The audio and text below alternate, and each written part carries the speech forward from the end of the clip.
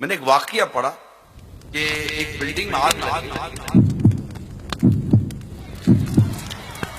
چاروں طرف آگ ہی آگ، لوگ باہر جمع ہو گئے، آگ بھڑک رہی ہے۔ اب اس بلڈنگ میں ایک فلیٹ تھا، اس میں ایک عورت سو رہی تھی۔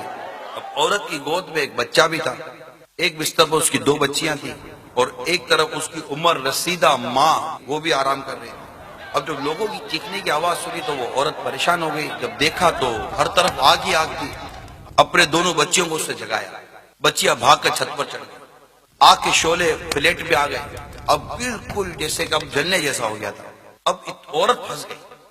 اب اس کے پاس صرف 2 راستے تھے، یا تو وہ اپنی بوڑھی ماں کو بچاتی یا اپنے بچے کو اٹھاتی۔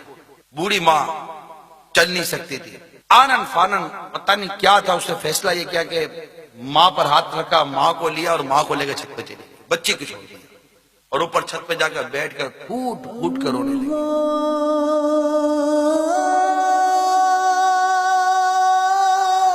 اب گئی نا وہ تو بالکل کہ میرا بچہ تو گیا، آگ میں جھلس کے مر جائے، اب تو جا بھی نہیں سکتی تھی نیچے بچے کو بچانے کے لیے۔ خیر چھت پر بیٹھے رہے، جیسے ہی آگ بجھی اچانک آواز آئی، سبحان اللہ، ماشاء اللہ، بچہ بچا ہوا ہے، بچہ بچا ہوا ہے، بچہ بچا ہوا ہے۔ اور تھوڑی دیر کے بعد اس عورت کو پتا چلا کہ میرا وہ بچہ جس کو میں آگ میں چھوڑ کر گئی تھی، اللہ تعالیٰ نے اس کو بچا لیا، ایک خراش تک نہیں آئی۔ اور کہنے لگی کہ الحمدللہ مجھے میری ماں کی دعا، میری ماں کے بچانے کا صدقہ تھا کہ میری ماں تو بچی، اللہ تعالیٰ نے میرے بچے کو بھی بچا لیا۔ کہ کاش کہ ہم اپنے والدین کے ساتھ اچھا سلوک کرنے والے